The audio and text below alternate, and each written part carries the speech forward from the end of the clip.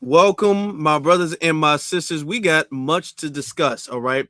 The NAACP, they got booed so terribly, it was sad. I was almost in fear for them because they're pushing against the community. They're pushing the black and brown agenda, and they're doing that before the midterm so we can fall in line with the Hispanics, but they're finding out the hard way. Yeah, it's a new day. The price of freedom is death. We're coming to get our check. Family, how y'all doing? Okay, first of the month. Congratulations to everybody for being here with us. Thank you all very much. Now, we got something to discuss, and I wanted to we were having technical issues. Shout out to Miss Jackson.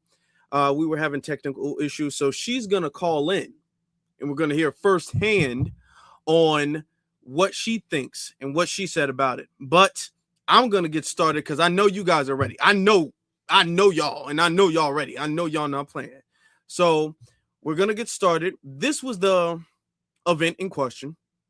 This right here. Okay. So context, because I was there.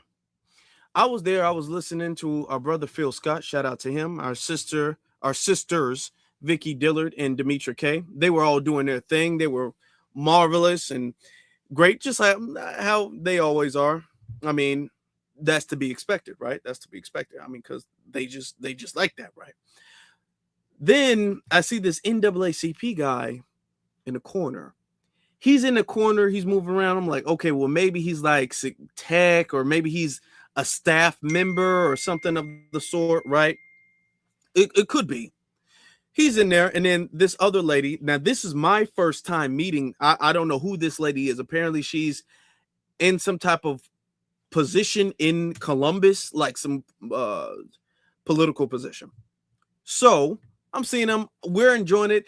I'm there. You got people from Columbus there. I got my brother KD. If you guys have followed me on TikTok, he's there. People from Detroit. Our sister Cynthia from Detroit is there. Me and Miss Jackson, and we all enjoying it. Everybody having a great time. Then he comes up, and then we all like, ooh, we already know where it's gonna go. And this is how it went, y'all. This is how it went.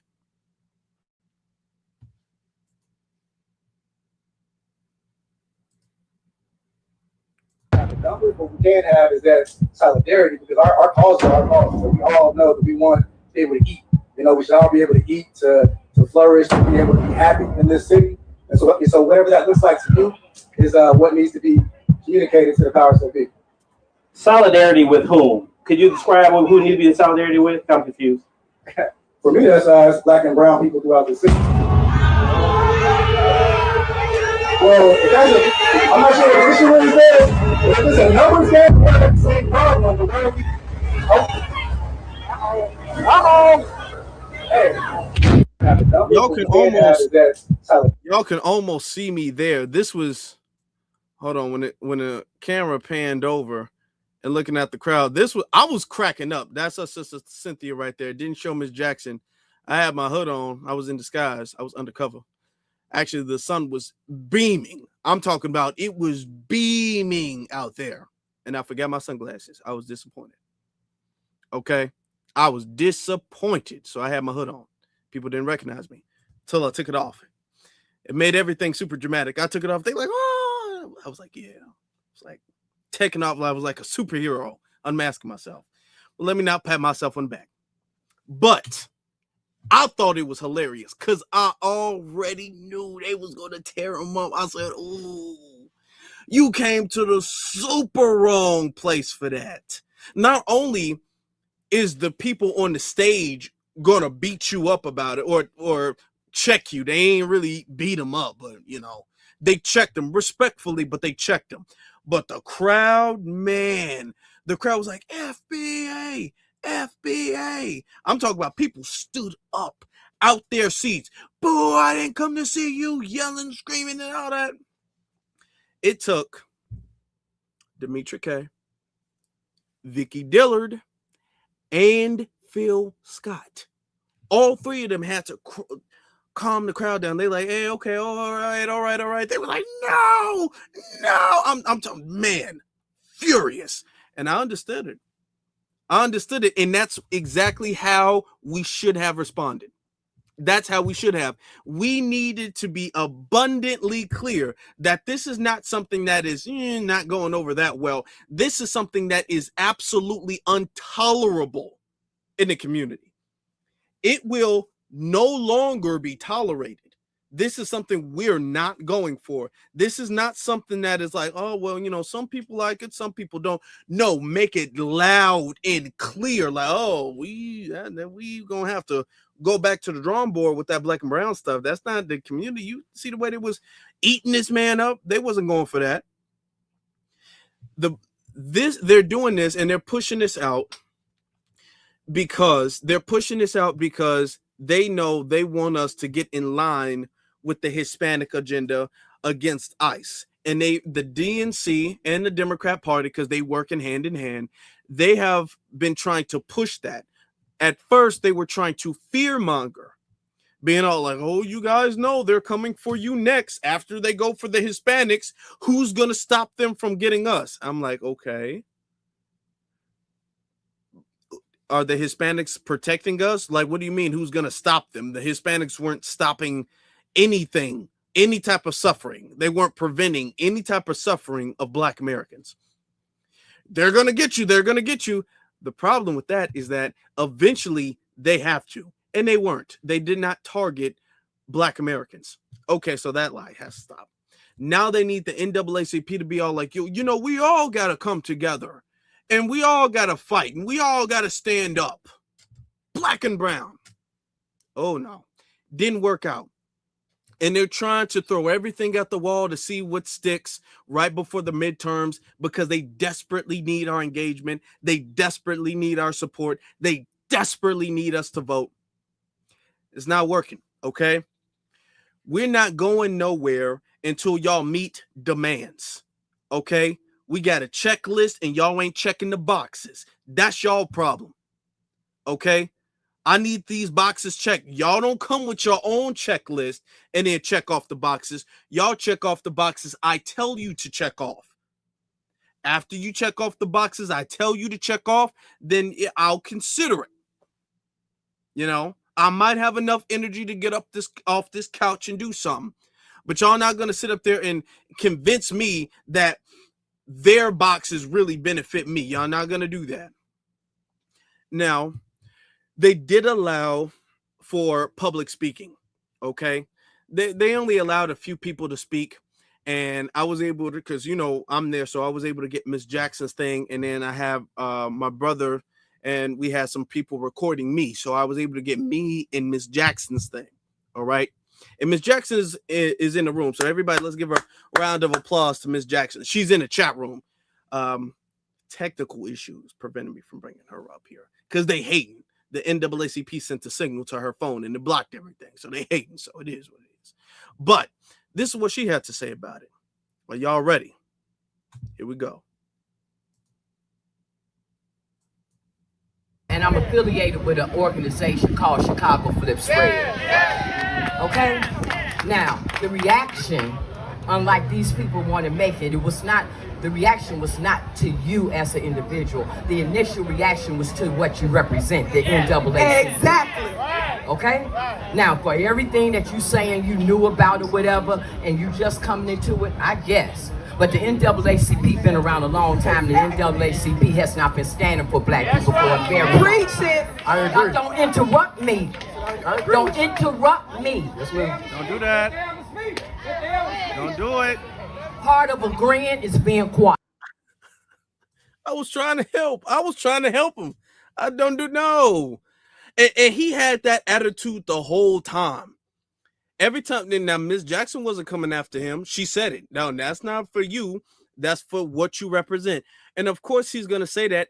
He's wearing an NAACP shirt. So, of course, he's going to represent what the organization represents. Now, if the organization represents a Black and brown coalition, then that is what he is going to represent. You're not going to enter the NAACP, even if you have your own chapter or running your own chapter, you're not going to enter the NAACP organization or lead using their name, using that brand, and then think you're just going to do something completely on your own. You don't got to check in with nobody. You don't got to follow no type of guidelines. You don't got to do none of that.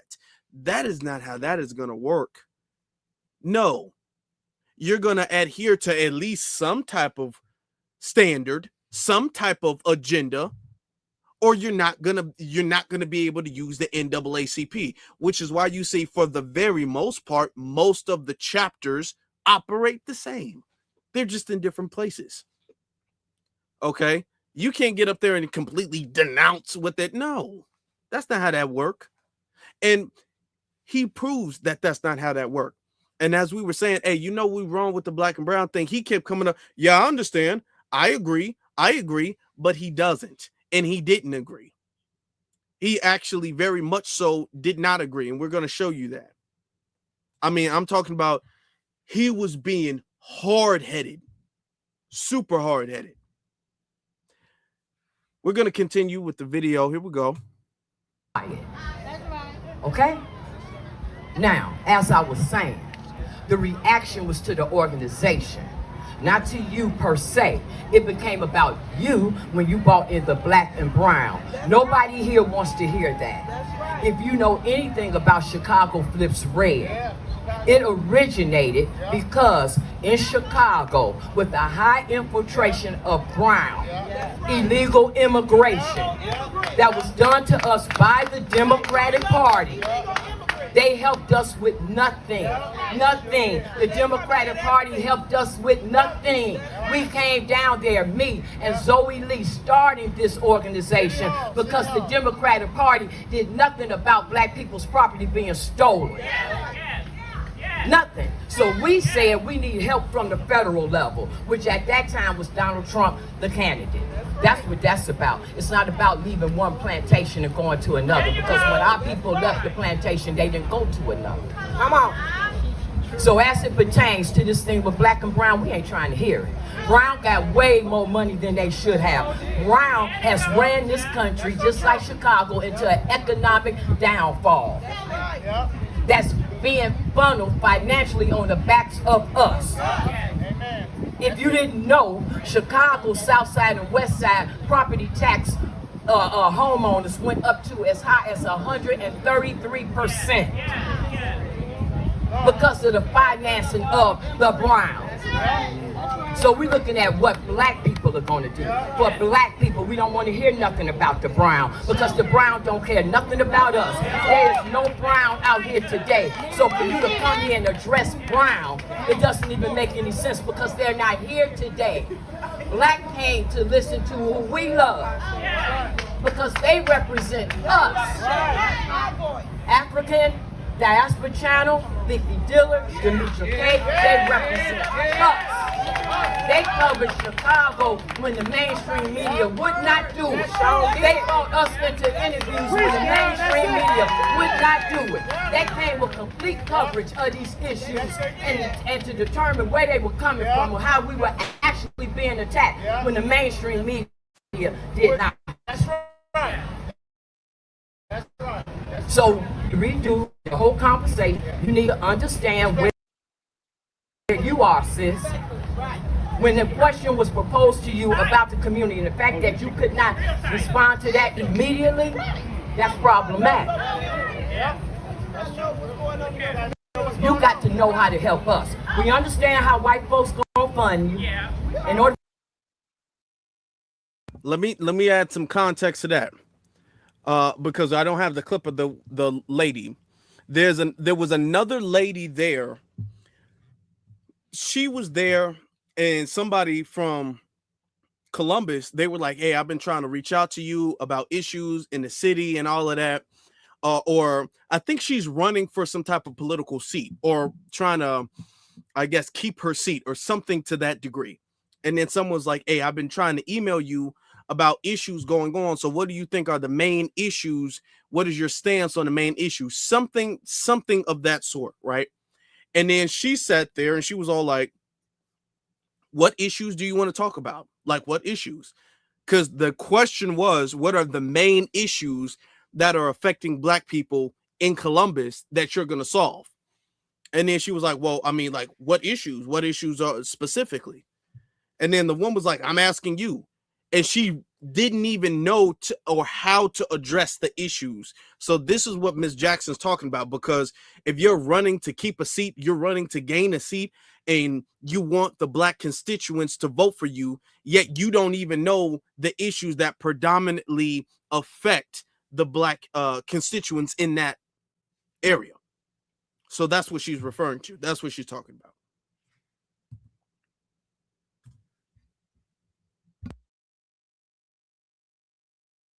For you to get your money from white folks, you got to say, and brown.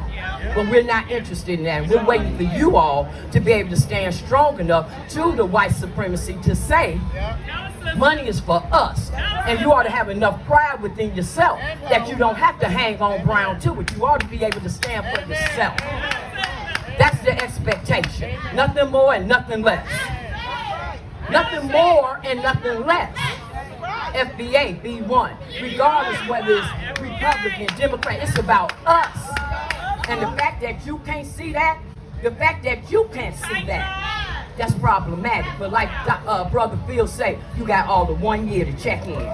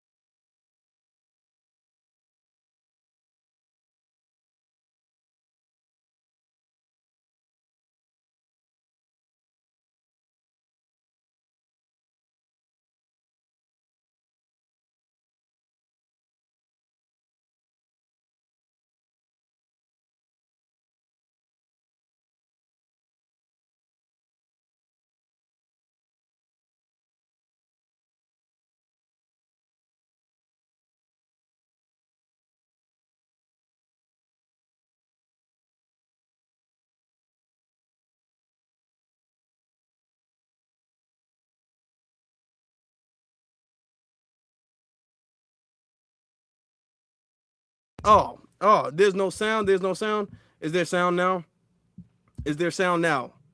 Testing. Is there sound now? Okay. Sound is on.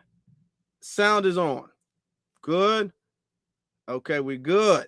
Sound is on. Thank you, guys. The sound is on now. If you guys are saying the sound is off, the sound is on. What I'm saying is that can we please get I'm talking about, she was cooking. She was cooking with grease. I'm talking about, it got hot. I was wearing a hoodie. I didn't know she was going to be that on fire because I was wearing a hoodie. I had to back up. Because the hoodie, I had to back up, take my hood off because I was blocking the sun. But it got so hot, I had to take the hood off. I was looking around for a bottle of water because she was speaking such hot fire. I was looking around for a bottle of water. I saw ice. There was an ice cream truck. I was going to get some ice cream, but I couldn't because she was spitting. So I saw the ice cream melting out the ice cream truck. It was leaking. Some car tried to drive away, but the rubber got stuck to the concrete. That's how hot everything was. She was just spitting that hot fire. It got hot when I touched the mic out. I almost burnt my hand. I ain't mad at it, but I wish you would have let me know that the microphone was that hot before I touched it, before I grabbed the microphone, and almost burnt my fingertips off.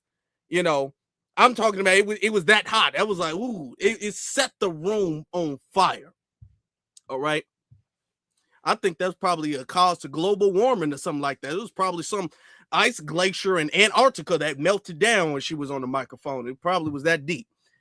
She's a hard act to follow. I'm going to let you know that right now. She is hard to follow. Because you get right behind Ms. Jackson. You speaking after Ms. Jackson. You're like, hi, everybody. Hi, guys. I like to say you just kind of had a loss of words. Because you can't really top it without just screaming and hooping and hollering like, but you just get up there like, It's me. Hi guys, how you doing? So is she a hard act to follow, boy? She a hard act to follow. Let's get to these super chats. All right, let's get to Paulie. Says you're doing a good work. Respect to you, fam. Thank you. And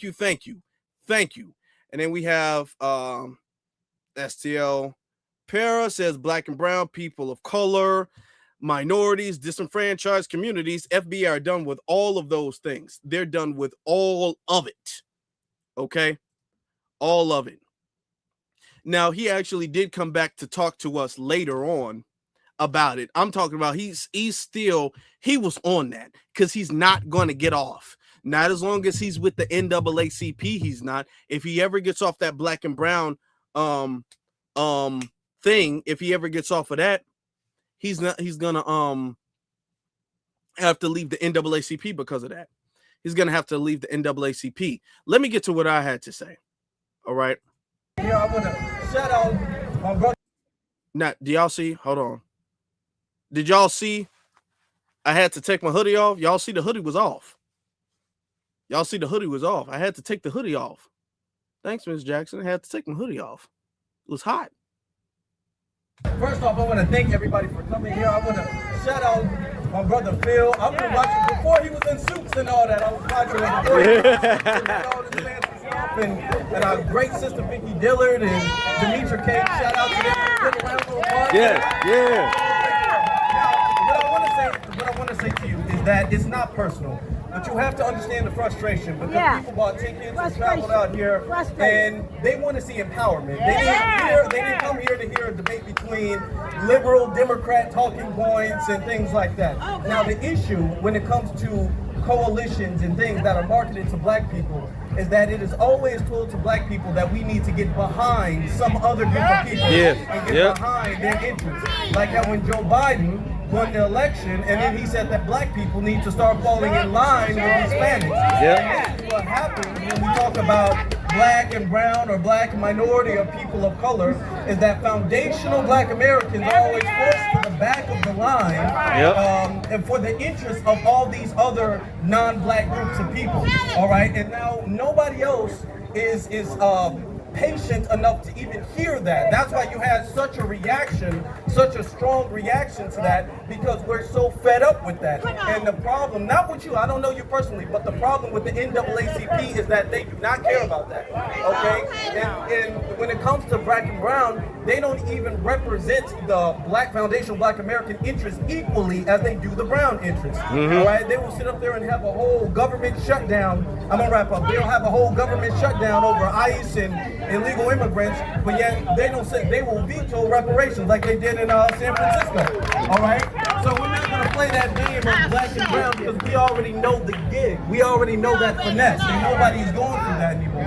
So I hope that you do understand and listen to what the people have to say, and you do grow from this because everybody has a moment of growth. But I'm gonna let you know right now, you met everybody, man. All right. And if we use this power, this anger, what this you take all these supporters, can you imagine if you get behind what we said, how we gonna have your back? Am I right, fam? If you do what we ask you to do, you're gonna have billions of black folks that's gonna have your back. I'm hoping to. Tell black to be somebody. Let's go. All right, y'all see that? And see, I was trying to be as professional as I could be, but that is the issue. Every time they say, well, we need allies, that is a trick that we have learned from. That's a trick we've learned. We've learned the hard way from that, okay? Because it's a thing of, well, black and brown, we're all somewhat harmed and disenfranchised. And we used to believe that. We used to be like, well, you know what? I mean, they might not have it as bad as we have it, but they get mistreated, right? So, we might as well, if you're getting mistreated and I'm getting mistreated, why not stick together? Now, on paper, makes sense. That makes sense. That's a sound strategy, right? The problem is that in practice, it doesn't work that way for multiple reasons. Number one, because the people that we're quote unquote allying ourselves with do not have the same end goal or agenda. They want to be closer to Caucasian. Remember, LULAC and all of these Hispanic organizations literally fought so they can be classified in the census as white. Okay? They wanted to be a part of that classification. And most of them today still classify themselves and identify themselves with that. Let me show you something. I'm going to pull this up. I just thought about this, but I'm going to pull it up. Okay. Most Hispanics, most of them identify as white. Okay. And we were talking about this on For the Culture the other day. Let me pull it up. Hold on. I'm pulling this up right now. Checking the browser. Oh, come on. It's going to take a few seconds. Why is it going to take a few seconds? Here it is. Do y'all see it? Well, I got to put it on the screen for y'all to see it. Of course, you don't just see it. Put it on the screen, Afro, so we can see it. Okay, there you go. Okay, so this is the website right here. We're not going to go through the whole thing. This is Pew Research Center. This was taken recently. This ain't no decade-old thing. Okay. Majority of Latinos say their race is white in two-question race and ethnicity format. So as you see right here, they have white. That's the kind of golden like color. And then you have the brown color, some other race. And then you have the beige color, 2 or more races. And then you have black. And that's kind of, I guess, orange, right? That's the orange one, right? And as you can see, the orange one is always the smallest one. That's 2% across the board. All Hispanics, U.S.-born Hispanics, foreign-born Hispanics, that's across the board. Let me see if I can, hold on, change this so y'all can have a better visual of it. I want y'all to have a better visual. Let's see if I can change that a little bit. Okay. Why is it acting like this? I don't know why the website's doing like that. Okay. That's better. There we go. So y'all can see the colors. I don't want y'all to be all like, I couldn't see the colors. Now y'all can see the colors. Most of them identify as white. All of them. And they're not just talking about Mexicans or Cubans or Venezuelans. They're talking about pretty much Hispanics in general. Okay. Latinos in general. The ones that are all 58%. 58%. And then you can already add, like when they say 2 or more races, which is 8%, 2 or more, that's probably white and indigenous, because they like to be doing that too. So that's pretty much 60%, which goes along with 60% of US born, right? And even foreign born. So it stays in that 55 to 60% range across the board. Majority of them do. All right. And even the ones that say some other race, you don't know what that some other race is. All right. You really don't. So, yeah, we're not going to sit up there and pretend that that's not the type of time they're on. And then when you have organizations that will get you on the treadmill of being, okay, well, this is our ally, this is black and brown. Then next thing you know, just like Biden said, hey, they make up a larger portion of the population. They're the ones facing ICE. They're the ones being deported and their families getting ripped apart. They're the focus right now. Don't you understand that? Don't you understand that they're the focus? They're the things we need to be. I mean, all that reparation stuff. Okay, we'll talk about that later. But let's talk about ICE and the fam. Did you see little Jose? He was crying. His mom is being deported. Now, come on. Look, we'll talk about reparations later. Y'all waited this long. Y'all can wait some more. But let's talk about ICE, and let's talk about Hispanics, and let's talk about learning Spanish, and let's talk about Cinco de Mayo, and let's talk about all of these things. That's what happens when we let them come in, because next thing you know, we're getting pushed aside and the spotlight is now on them. And now their agenda now becomes the priority. I'm not going to let that happen. That was a mistake that was made. I'm not going to let that mistake be repeated. I'm not going to do that. So no, that's not a personal attack on him, but anybody coming on that type of time is wrong and needs to be called out for it. Is wrong and needs to be called out for that. Okay, we got some more stuff to cover. Let me get you Miss Nisi. She says, Afro, please, fam, do not go on Castle's platform. FBA need you too much. Castle, honestly, he blew it. Thank you very much for that. Yeah, Castle blew it. If y'all have seen, that's on For the Culture, had a debate with this guy. And I'm talking about he crashed out. He ruined his chance. He crashed out. He crashed out. But let me show you guys this. Because he did go and he was listening. I guess he had a side interview after all that was said and done with our brother Phil. So this is what he had to say there. So I'm going to show you guys that. All right, here it is. Here it is. No, here it is. Okay, here it is. Here we go. Shout out to Phil Scott. Y'all can see the full interview on his YouTube channel. I just want to make sure we get him up here. Okay. Listen, I'm saying what I said to him on the panel, and that way y'all get him to respond. We are in a different dispensation of time, and it wasn't more so that you, because nobody know who you are, right? But it more so saw the organization, and unfortunately, you kind of caught a lot of strays. Yeah. So tell people about your history, because some people come to your defense, and it was like, man, hold on, y'all don't know, dude. So let people know who you are, what you've done for the community, because like I said, that way people know exactly what you got going on. 100%, man. So I'm an attorney here in the city. Past 15 years, practicing wrongful death cases, civil rights cases, police misconduct cases. I fight for the people. And I fight for the people within systems that are not built for us, that have been historically racist, historically anti-Black. And so I am very much for the people. I don't know how to be any other way. With that, I have secured indictments against police officers. I actually have just secured a conviction against a police officer with no cameras and no witnesses, the first time in history. So I okay. fought an uphill battle, man, and I've recently become president of the Columbus NAACP, and I know what I'm getting into in terms of the history behind that.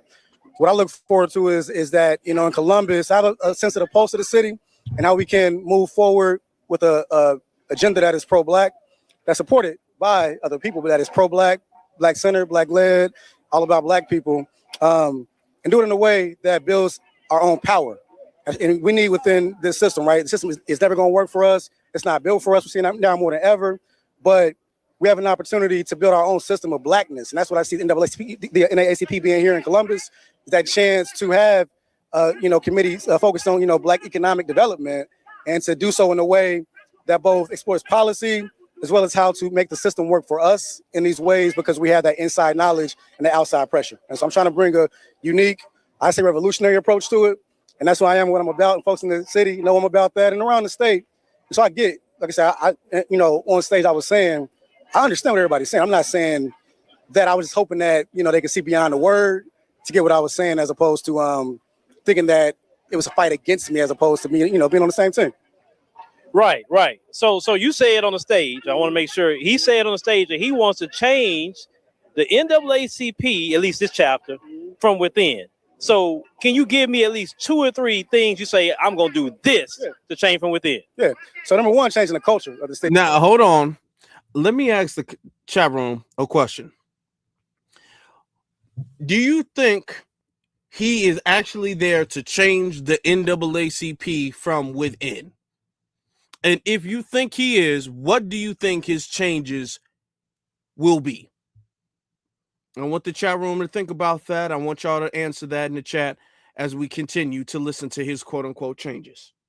And working together, right? So for a lot of y'all saying no. Each committee, I have co-chairs that are intergenerational. So I have somebody older that may be a bit more established, somebody younger that's up and coming, male, female, everybody's Black. And so, but it's subject matter experts. And then on the committees, pulling in folks that have experience both inside the system and outside the system, right? Bringing us all together in a way that builds that coalition of Blackness. And that's first and foremost, and building our collective power. And that to me is the thing that, really helps us develop. And then beyond that, establishing the system for us, like I said, that builds power. So within that, the people will then set the agenda. I'm not trying to set the agenda for labor and industry, for example. I think there's some things that we should focus on, like AI. We have to have an AI literacy for Black people, or else we'll get left behind. But within that, I want to defer and put people together that are experts in these areas of Black Columbus, for example, right here in Columbus, Black Columbus, put them together and watch that power build. Those are a couple things right there. And intangibly, Black businesses flourishing, the public school system for Black people working, supporting that with pro-Black literacy for Black kids, to counter their fight against critical race theory, as they call it. So basically, man, just standing up Black people. And I'm in a space where I have established myself in all these different rooms, and nobody questions who I am or what I'm about. But with that, I'm hoping that we can show our power collectively, like we have not had before. The opportunity, and within the branch, I'm operating within the bylaws and the Constitution. We're pushing it to the limit. So whatever the national platform is, I respect it. But here in Columbus, we need what we need for Black people, and I want this organization, to be a tool for Black people, as opposed to it being one that Black folks feel used by. Well, and this has nothing to do with you. Yeah, for sure. But who funds anything, control it. Let me use myself for my example. Yeah. Who fund me is Black people. Yeah. So I'm beholden to Black people. But it has nothing to do with you. But your organization is funded by many people outside the Black community, and whoever fund has a say so.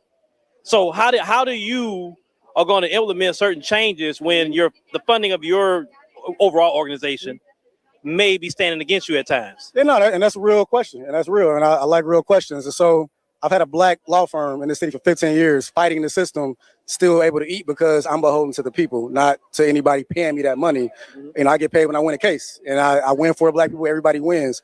So I take that mentality into everything I do. I have a Black social club in the city, community space, community hub that I use to build Blackness. And so as far as the money goes, we can raise money in ways that aren't necessarily a corporation or anything like that. And the fact of the matter is, we have to hold them accountable to donating and to giving that money without expecting anything. And so you asking that question for me is funny because it's not even an option that we are beholden to anybody else's interest in that way. I get it that nationally or whatever, there's a perception that, money controls things, and it's rightfully so. Nobody controls me. I don't owe anybody anything.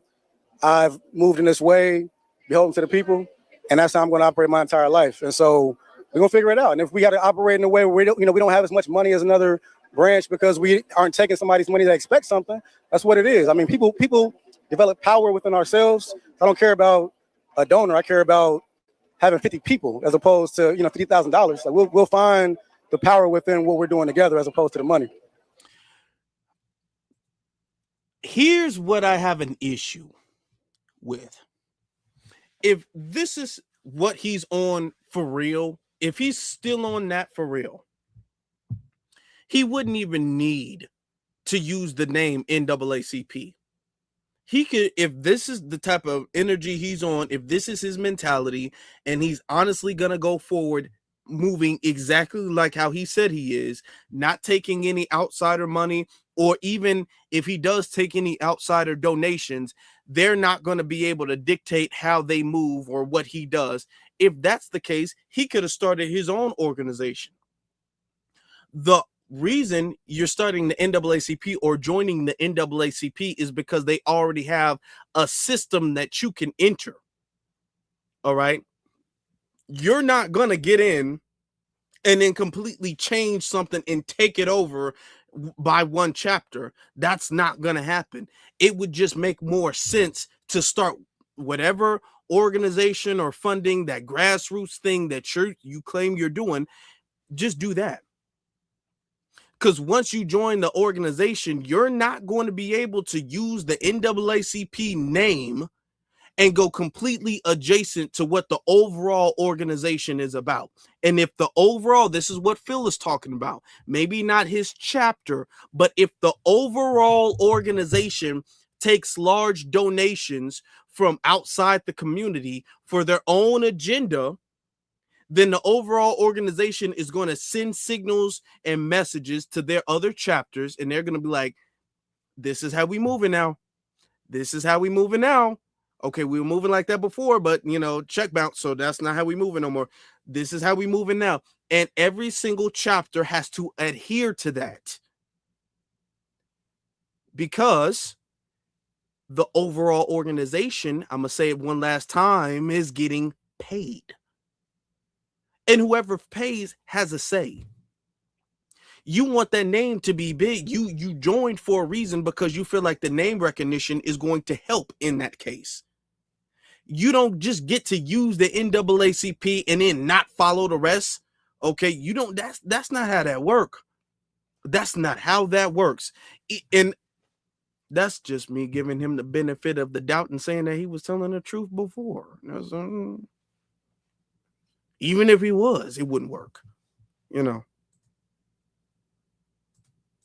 And if y'all have watched, I told our brother here because he just stepped in this position, right? And some things that he said where that people kind of erupted about.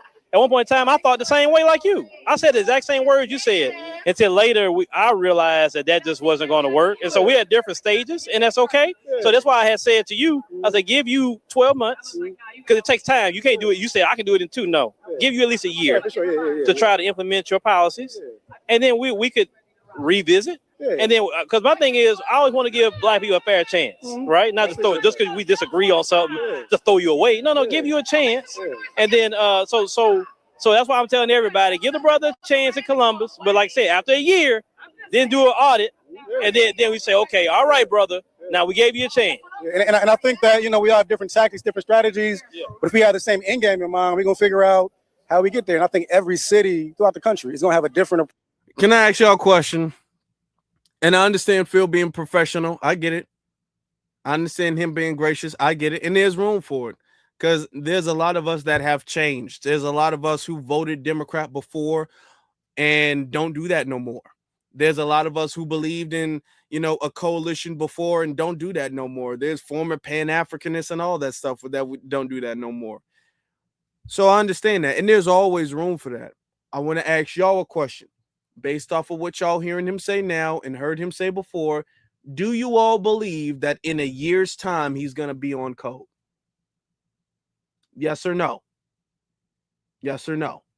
If you feel like he's going to be on code in a year, put the black fist up in the chat room. If you feel like he's not and he's still going to be on the same type of time, put the tomato emoji in the chat room. That way I can really be able to tell. I can really get a good gauge based off of that.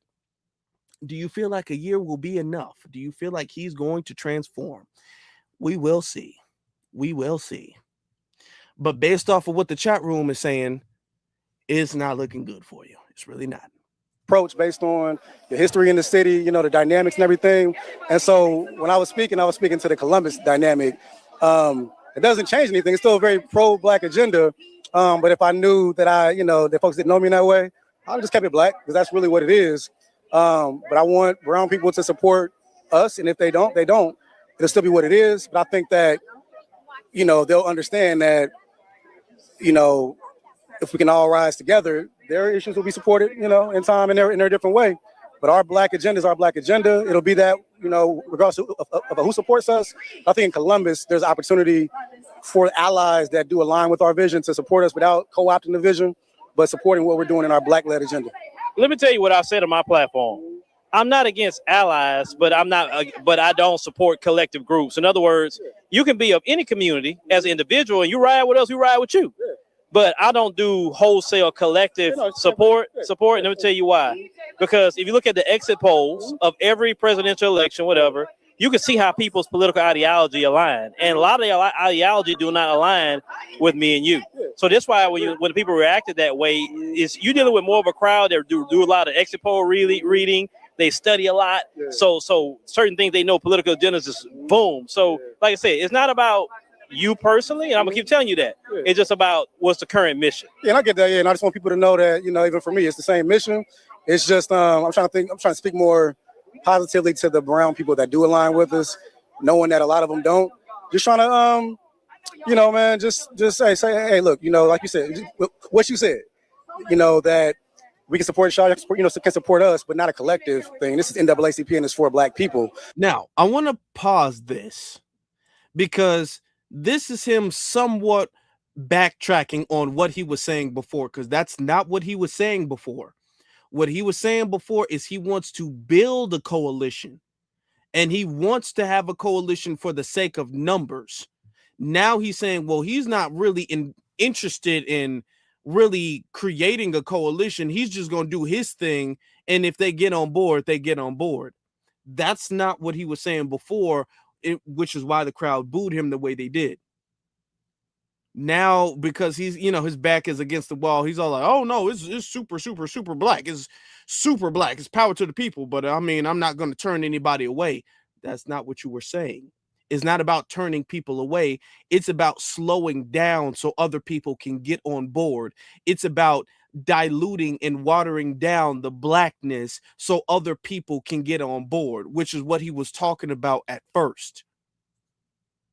And to black people, I say that, and when I want to, get some brown people to support us, I may say black and brown, but it's just I think, like I said, a different audience, different setting, and I get why that was triggered in that setting. I don't dismiss that whatsoever.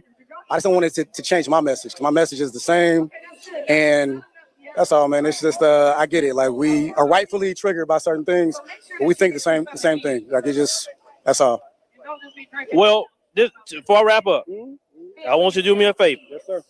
I want you to meet with the LULAC chapter. Okay, that's in Columbus. Do they have a LULAC chapter in Columbus? I've heard of one in Columbus. Okay, find the closest LULAC chapter. I want to see if you can sit down with them and see if you guys align. Because if LULAC cannot align with you and fight for the issues, because historically, LULAC said, I don't want to ally with them. Their problems is their problems. Okay, so I would believe it when I see LULAC start partnering, right? They're the largest Latino civil rights organization, right? And I'm not against Latinos fighting for Latino rights. They should. But just like we should be fighting for Black American rights, FBA rights, okay? So that's all I'm saying to you. Yeah, for sure. And when I say I want them to fight for black rights, like, not us fighting for their rights, I want them to see our agenda, fight for our rights, knowing that as we win, they can win too on their agenda, just showing that, we can support each other within that. That's all. But it's still very much our issues, our focus, and just trying to see how we can, support each other. Okay. First off, LULAC is not interested in supporting any of our agenda at all, period. If our agenda does not benefit them specifically, they don't agree with that at all. And they have shown time and time again, they're not going. They won't do it. They've already shown that. That's already known. So us talking about, well, we can support you, we scratch your back, you scratch our back, and we all cool. No. We scratch their back. They never turn around and be like, okay, it's my turn. That's not how they do. And right now, we're already showing them a bunch of support. As far as, well, not me, not y'all. We on code here. I'm talking about the NAACP is already showing them more than enough support. Let me show y'all this. Let me show y'all this. Okay.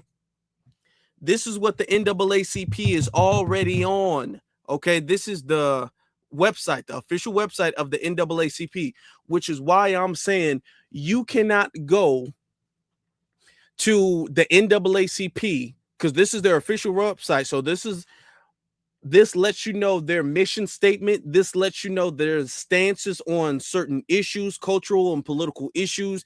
And this is what all of the other chapters have to adhere to, whether they adhere to it maybe strongly or kind of, low key ish. They still have to follow that.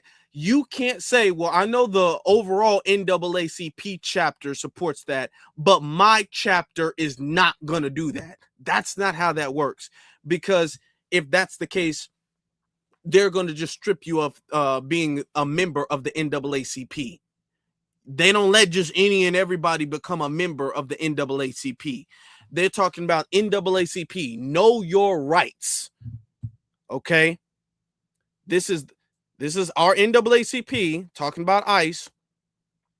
Know your rights in the United States. Okay. Okay. Immigration and Customs Enforcement, which is ICE, is meant to preserve American safety and public safety, mainly within U.S. borders by enforcing immigration law. ICE is responsible for detaining, deporting, and convicting unauthorized immigrants. All right. Should that be a problem? Nope, but it's a problem with them. Yes, it is. It says ICE has been weaponized in local communities, conducting raids that have swept both migrants, whether they are lawfully or not, whether they're lawful or not, and American citizens. As more raids are expected across this country, it's important to know your rights and protect yourself. Okay. This is the NAACP spreading this DNC propaganda that they're sweeping up in raids. What American is being swept up in raids? Hold on, can I ask y'all that question? Because I don't know any. Maybe y'all know some. What American is being swept up in raids? Where ICE is just coming in, bam, everybody got to go to Mexico. Everybody. I don't care if you're Mexican or not. Everybody just going to Mexico. No, that's not what was going on. That's not what happened. And you're not going to get anywhere by telling a lie, because that's not what was going on. There have been some that were detained because they were interfering, okay? They were like trying to signal to them, and they were trying to run away or blocking doors or creating human barricades, and they were detained. They were interfering with police investigation. And here's the thing. Anytime a black person does any of that, they not only do they detain you, they charge you. Oh yeah, they're gonna charge you, they're gonna charge me. They're gonna be like, sir, that's it seems as if that's impeding law enforcement, which we also gonna call that's aiding and abetting. Seems like you are a part of the organization. You look like you're a part of a gang member with those locks you got over there and that tattoo. That's what they're gonna say when we do it. When they do it, these white liberals, let's be honest, blue hair and all, they're gonna get arrested. Okay, they're gonna throw a temper tantrum. It's gonna go on CNN. I'm gonna call my dad. You're gonna get fired, dude. And then they're gonna get let go. That's what's gonna happen. The police are gonna be all soft and in kitten heels with them. Okay, they're gonna have a little soft cushion thing around the handcuffs so they don't hurt their wrists while they're getting arrested. And then they're gonna go on social media. I just got arrested for fighting for rights. That's what's going to happen. They're not getting deported. Okay? Let them tell it. They're making it seem as if ICE is just in a helicopter and they just throw a net over a crowd of people and just scoop them up and drop them off in Mexico. It's just a crowd of people in a picnic, and they just come and grab them, and fly them over the border and then just drop them off in Mexico. In the Gulf of Mexico. That's what they think. Okay, that's literally how they act. And this is the NAACP. Okay? This is the NAACP saying that. Let's go back to it. The fear-mongering. Come on. And you think you're going to join the NAACP and be against this.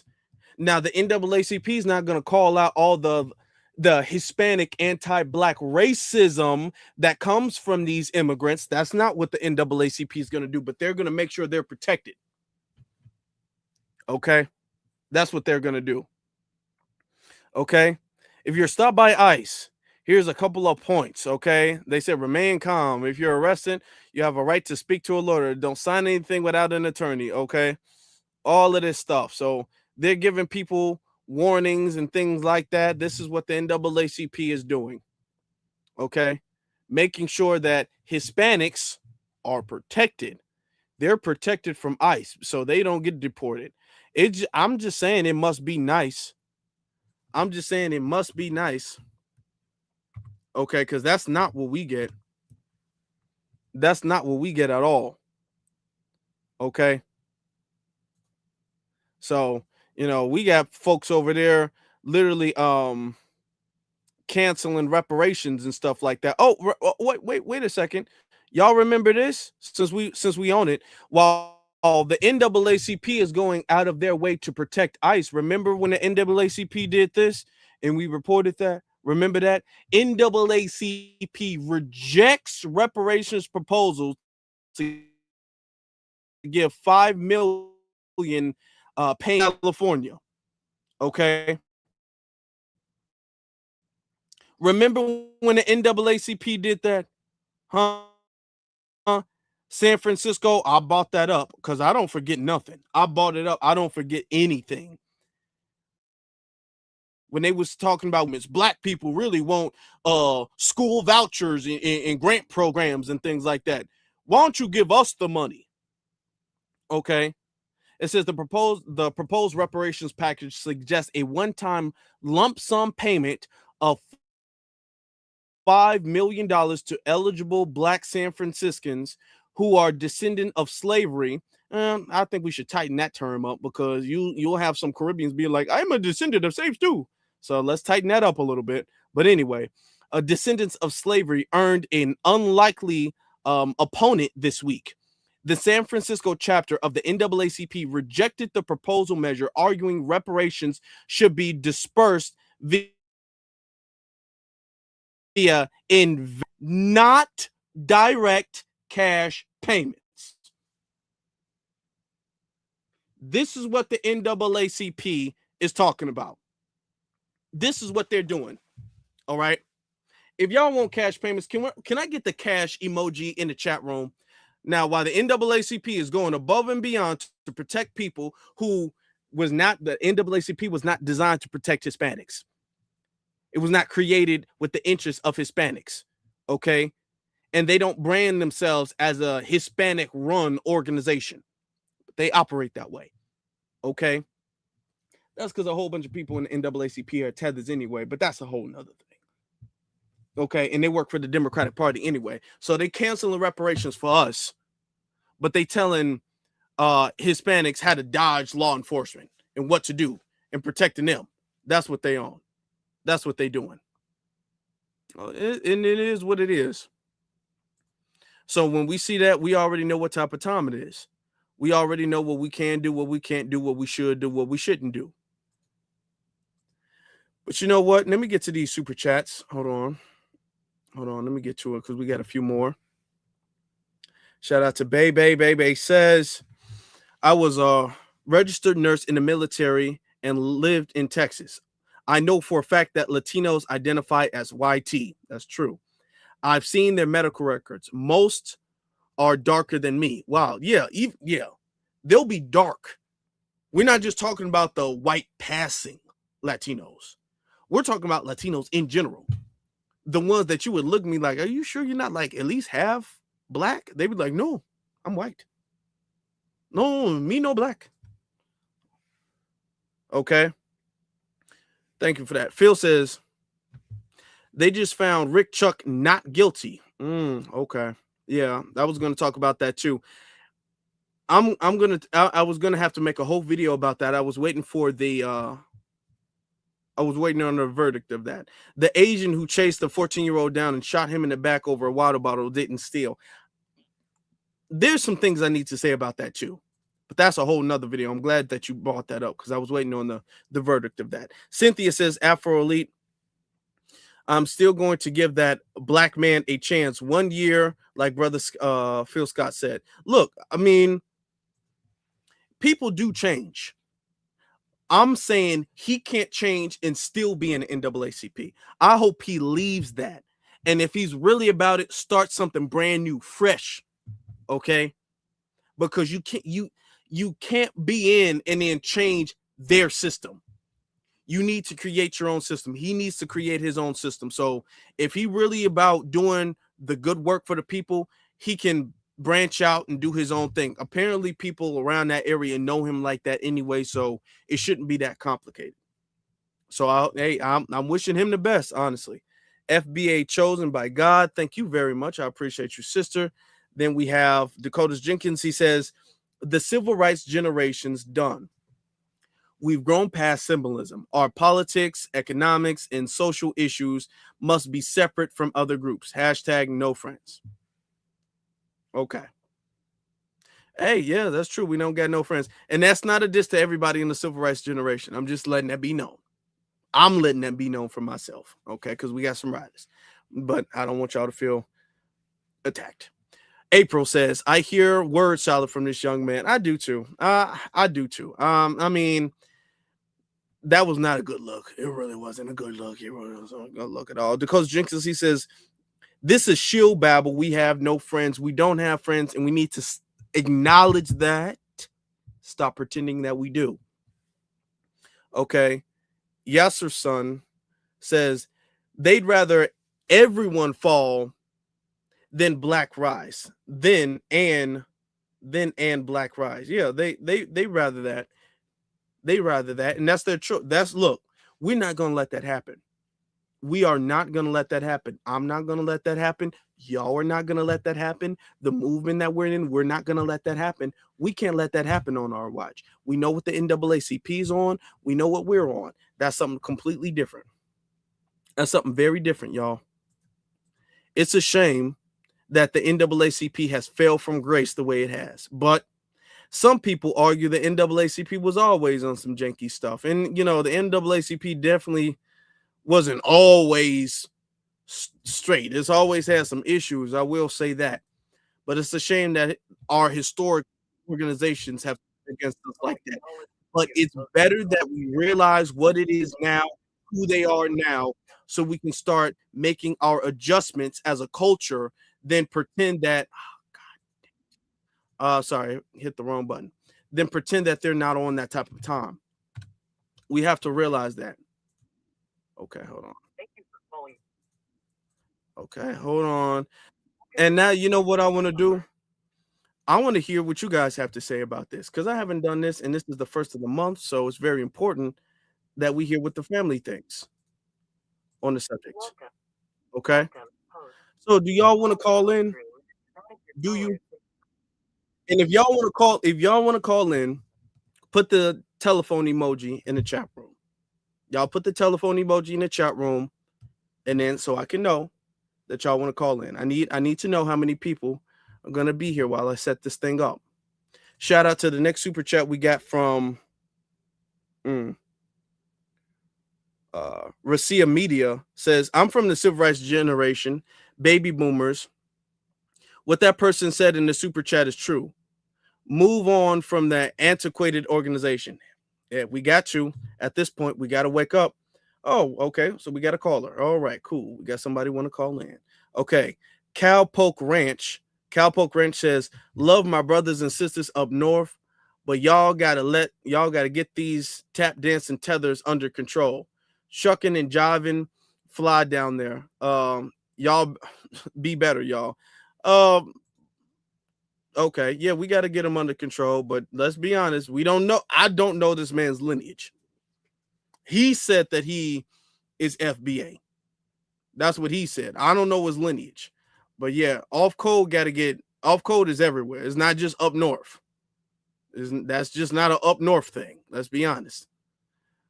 So I'm going to hear what y'all got to say. The number is 949-381-0044. That is 949-381-0044. Let me tell y'all right now, we're not going to do like a whole 4-hour thing. It's not going to be able to happen tonight. So just letting y'all know that ahead of time. Not going to be able to do that. Okay, hold on. Okay, we got a caller on the line. All right, I already know who this is. Okay, cool. All right. Good evening, Afro. This is Nancy. Hey, Auntie, how you doing? I'm fine. You know me. I got to pray the room right. Mm-hmm. Most gracious Heavenly Father, you have been guiding our footsteps since you brought us into the world. We already got the victory, Lord, because you have ordained this. Continue to keep your hedge of protection over Brother Afro and all our Black grassroots activists on the streets. I ask this all in the mighty name of Jesus. Amen. Amen. Mm-hmm. And amen. Mm-hmm. P.S. Afro, don't go to that. What's that food that was on the Keiko, Kano, Queso, whatever? Yeah. Don't go to his platform. He clout chasing. He's an emotional bitch. All right, love you. I love you too. Yeah, he messed that up for himself. Like I don't mind intellectual debates, but she's talking about a guy I debated recently. But then once you start, because then he started talking about Afro, you a mulatto, your parents are white. all it, like once you start going there with it, missing the point. Like once you start attacking me, because I don't do that. When I start losing the debate, I don't. You're probably, your parents are probably white. Like no, that's you losing the debate. Stay on the topic, and he can't do that. And then I'm talking about, I'm all night and all day. I'm all like, hey, you too immature for me to even talk to you for real, honestly. But we have someone very special on the line, Miss Jackson. Miss Jackson is here. Hi, everybody. Hi to the chat. Thanks for all the encouragement and the strong words. Thank you. First of all, I do want to meet Miss Nisi one day. I think me and her have a lot of common channels that we tune into, and I want to meet her one day. Afro Elite, I'm glad that you aired this because people do need to see about the issue with the NAACP in this current time. You know, like a lot of organizations, they've changed over the years, and unfortunately, they haven't changed for the better, especially as it pertains to Black people. At this point, you let them be what they are because the NAACP is not going to change. You know, we talked about it earlier when we talk about having things in context. You know, the NAACP originally, you know, the National Association for the Advancement of Colored People. And at the time of its formation, Black people were called colored then. We were, you know, colored people, labeled that anyway in America. Now, it's not about us being colored people. Now it's about people of color, which is two completely different directions and two different mindsets. And the NAACP currently represents people of color, not quote unquote the historical colored people. So we need to be mindful of that. And the young man at the panel, you know, he's not going to be able to change that.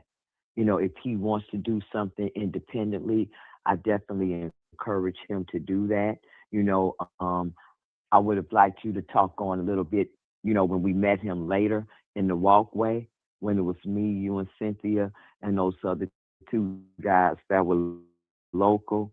And when we had a further discussion with him, like when Phil had a further discussion with him, his position pretty much remains the same, that he believes that Black and brown need to work together in order for Black people to get somewhere, to move the needle. And it's just not true. It's just not true. But it is the way for him and other people who work for the 501c3s and the NAACP to continue to get funding. And that's what that's about at this point. It's not about anything else other than that. So keep up the good work. And to my defense, I was pumped up because remember the guy in the red hat that spoke before we started speaking, and he was trying to defend the guy from the NAACP and that other guy from the Divine Nine, the Beta, the Sigma. So a lot of that had happened prior to us starting to speak. And that also contributed to the energy that was happening then. I wish you had that part of the clip as well, but that was part of it too. So we had a good time. Columbus, the Black Expo is definitely Black. They don't black and brown that at all. It's definitely Black, and it's a fantastic affair. This was the second year that they had it, and it's the second year that we attended. And hopefully it'll continue because it's definitely a positive Black experience. So thanks for the covering. And, you know, I just wanted to put that in so that it could be had a little more context to what was happening that day and to the reaction of that day. And so, again, shout out to the chat. I see Cynthia was in the chat. Shout out to her. And I'm going to keep watching and listening to the phone calls. And, you know, we'll be in touch, Afro Elite. As always, you're doing a fantastic job.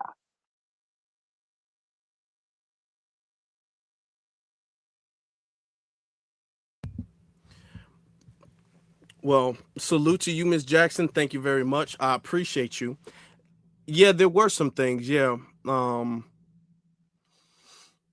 She's right. She's absolutely correct. There was a guy who had a university of something, some type of university shirt on. Grambling. And he came up there. He was really upset. Like he took personal offense to that guy. He was like, "You're mean and you're mean." He didn't want to have a conversation. He didn't make a point. He didn't even really rebuttal anything that was said. He was just, "We're mean and we can't be talked to and we're not being reasonable and we're not being fair." There was another dude who was a part of some Divine Nine organization screaming at the top of his lungs. I mean, he was yelling, he was pointing, he was screaming. He was doing all of that. Yelling, pointing, screaming, all of that. And we were like, "Hey, do you want to talk?" They didn't really want to have a conversation. Afterwards, he did come up to us and we were talking. And this is off camera. Everything had settled down. People took their pictures. Everything was cool. We kind of calmed down. And we were talking and we were trying to like inform him, like, "Hey man, do you know, I remember asking him, do you believe that Hispanics will get behind our movement for reparations?" He said no. So we looking. Yeah, I remember that. We looking like no. If you're saying no, if you're saying Hispanics are not going to get behind pretty much our biggest demand, not pretty much, quite literally our biggest demand, what makes you, why should we partner with them? That's our biggest demand right now. Now we have a lot of other very important demands, but they're not going to get behind that or anything else. And you know that, but you're still pushing for a coalition. You want us to get behind their demands because their demands aren't too much, but you're not going to argue to them that they need to get behind our demands because you know they're not going to do that. You know, if you go to LULAC, that organization, and you talk to them and you say LULAC needs to get behind, their organization needs to get behind foundational Black Americans getting reparations, they will tell you, they will kick you out the room. They won't even laugh you out the room. They will aggressively and angrily kick you out the room. They will kick you out. So we know that. So you can't meet in the middle. It's not like, "Oh, I'll scratch your back." There's no meeting in the middle with them. It's just none. So just accept that reality. That's it. We just got to accept that reality. Absolutely. Ms. Jackson, are you still here? Yeah, I was listening to your response, and you absolutely correct. Yeah. Do you have anything, any final statement before we move on? No, that was it. I was just glad that you added that part because that was important too. So be blessed, and we'll talk soon. Yeah. I'll talk to you soon. All right. And shout out to Cynthia who was there and she was able to get some very important footage. And then KD, and he had some people there. They're some FBAs. They're FBA soldiers who were there, and they were able to get some important footage too. So shout out to them. But let's move on with the calls. Let's get to caller from area code 686. You're on live.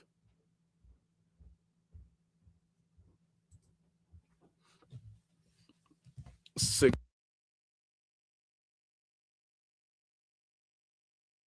Is this 608, you mean?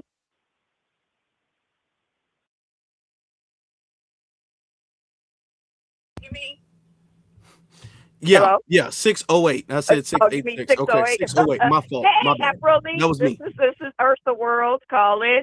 How's all the FBA family doing? I'm proud of you.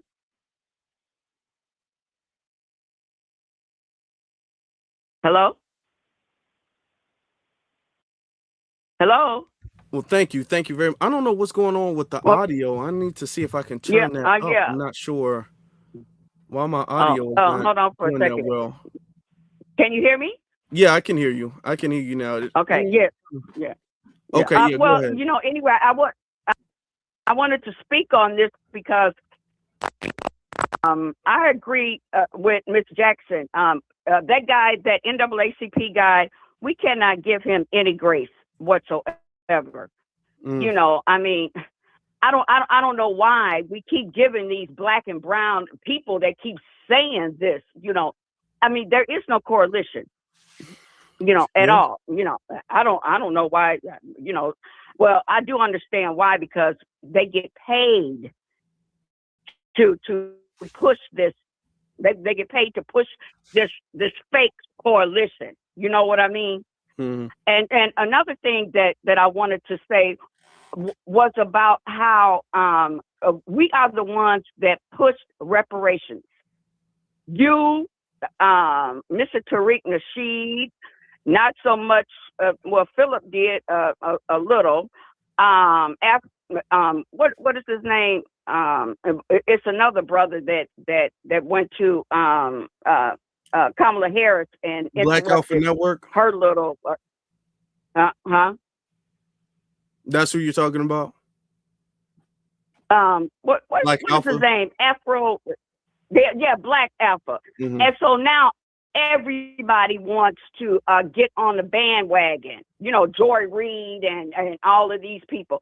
And I am so happy that Donald Trump played them like a fiddle, because the only reason that he brought up that fake January 6th fund was to show that they could have given us reparations without all of this rigmarole and you know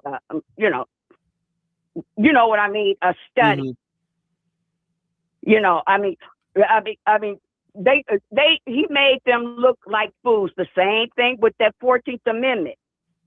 And I don't know, Demetri, she showed where some Koreans, some Asians, they went on a panel and all of them were against reparations in California, right? Mm-hmm. That is why we have to be against them getting the 13th, 14th, 15th Amendments that our ancestors fought for, and including the Civil Rights Bill, equal housing, equal education, bilingual education, everything that they used that we fought for. Since they say they weren't here, when enslavement happened, they weren't here when we fought for all the rights that they benefit from. You know what I'm saying? Yeah. We need to fight fire with fire. And yet, we are in the right direction, and that is why everybody is they don't want to say they following us, but they are following us. You know what I'm saying? So if y'all wasn't here when enslavement happened, y'all wasn't here with birthright citizen that we fought in the Civil War for. Mm-hmm. About 100,000 of foundational enslaved Black American men that President Lincoln asked to fight to help win the war, because they were losing. They were losing the Civil War, and they asked the Southern men to help because they did not know the Southern terrain. The Union Army didn't know how to get around in the Southern states. That is how they won. So, all of this, they do not know American history, for one thing. Neither do the white ones either. These white immigrants that tether, they tethers too, because they are not foundational white Americans. Most of them did not come to America until the late 1800s, early 1900s. But they tether like they built America. You know what I mean? Yeah, I'm gonna let you get your last words in, and we're gonna move on. We got to get to. There's a lot of other people. Yeah. So. Mm-hmm. So I don't know. Hey, I'm right there with you though, brother. Love y'all. Love y'all, FBA. B1 salute. All right, you have a good one. Yep. That's shout out to you. Thank you very much for giving us a call. All right, now we're going to get to caller from area code 484. Let me make sure I pronounce the numbers correctly this time. 484, you're on live. Hello? Oh, hold on one second. Yeah, I just wanted to say I'm Foundational Black American, and I just wanted to say that I was listening to Ms. Jackson. I agree with everything she says. Also, I just want to say that the Democrats had predominantly the Senate, the chair, they had everything. And everything that's happening now is because of Democrats. They had all the opportunities in the world to fix this problem. And I think everything that's happening is because of them. Give them chances and chances and chances. And they messed up. They couldn't get nothing done. Yes. They can't get nothing done. Now you've seen the Republicans being able to mobilize, get stuff done very quickly. I'm talking about they've been able to get stuff done very quickly. What has been the huge transformative things that the Democrats have done with all of the opportunities and powers that we've given them, with all of the seats that we've given them, with all of the chances that we've given them? What have they made of that? It's ridiculous. A lot of people, like, they don't really, I'm looking at the head center of the problem. Since I'm a baby boomer. So in the 60s, like I said, when I came up, there was no immigrants, there was no Africans, there was none of that. Now I came up, the immigrants wasn't here like that. So, when these immigrants came in, it was because of the Democrats. They started they started bringing the immigrants in to be a buffer between Black progress. They're here to hinder Black progress. And since the 60s, they had a chance to fix any problem or better the Black community at any time. And they chose not to. And Donald Trump come along and make them look stupid. They had every opportunity to fix this. And it's so sad because I sit back and look at it and I'm saying, why, and then the Democrats play this game with us, playing in our face like, oh, it's the Republican Party, it's their fault. They're always picking and choosing and at the Republican Party. But what about you? When Biden was in office, Obama was in office, even Bill Clinton when he was in office, all the opportunities in the world to fix this situation that's happening, everything that's going on in the Black community right now, and reparations could have been given to us.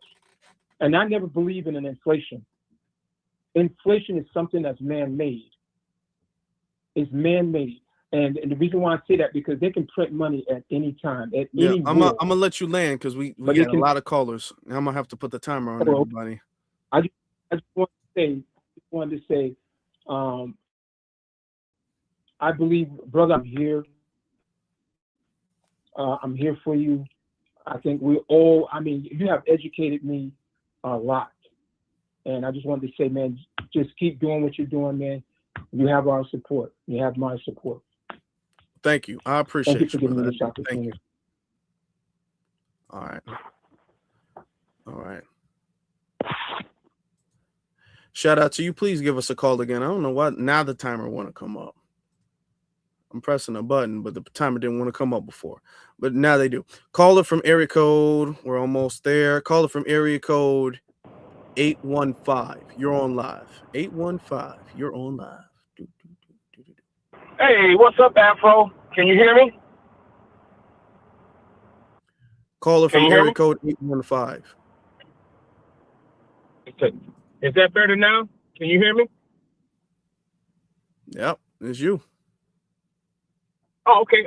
I had to take you off my Bluetooth. My bad.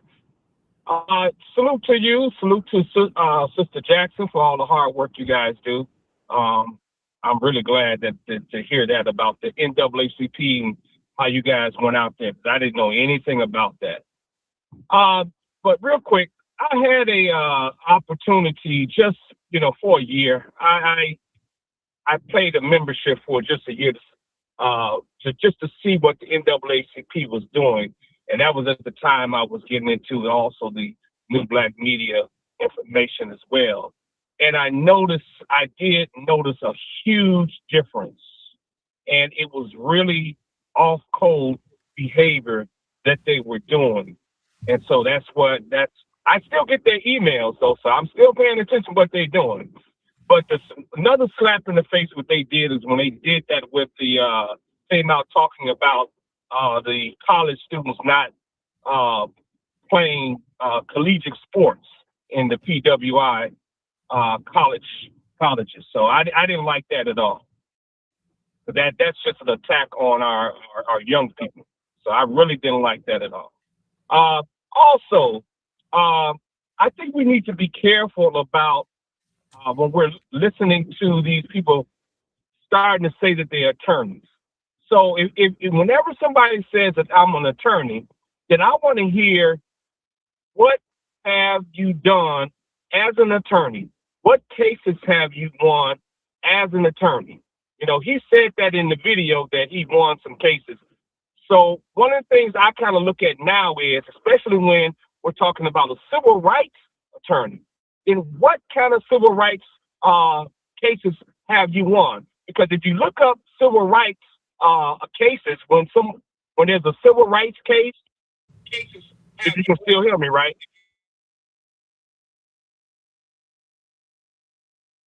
Okay, I'll just keep going, and I'm gonna land real quick. All right. So what happens when a civil rights case is won? That entity that loses that case, they don't just get a settlement, but they also get some kind of it hurts their business or it hurts that city. So this is some of the things I kind of look out when it comes to these attorneys. You know, and then they get into the political area, or they might join the NAACP like this young man is. He seemed like he was kind of nervous about something. He didn't really seem like he was really confident about what he was doing.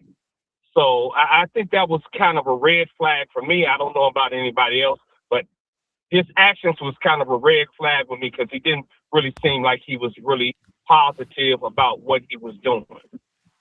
All right, so I'm on the land there, but I appreciate you guys, the work that you're doing, and I'll catch you guys next time. Thank you. Yeah, he was showing quite a few red flags, and we do got to look into that because a lot of people. That's a good point. That's a really good point. A lot of people, they'll be on, I'm an attorney and I won this case and this case and this case, and we don't have no details of the cases. You can't find them on the internet. You don't know the names. You don't know when it happened, none of this stuff, but yet we're supposed to give you credibility for that. And based off of what you're saying right now, we already kind of know that you're not really on board with what we're on board with. You're not really on code like that anyway. So that makes everything you say, you know, subsequent to that suspicious. So yeah, it's good to be suspicious of that.